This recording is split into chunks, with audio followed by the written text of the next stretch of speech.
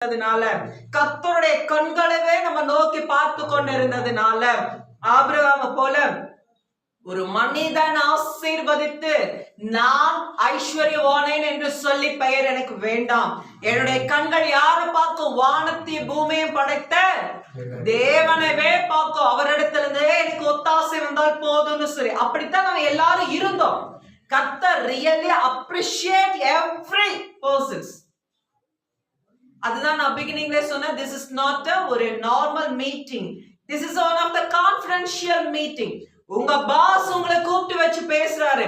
உங்க பாஸ் உங்ககிட்ட சில விஷயங்களை மனம் விட்டு பகிர்ந்து கொள்ளணும்னு சொல்லி இருக்கிறாரு. அதுக்கு தான் இந்த மீட்டிங்.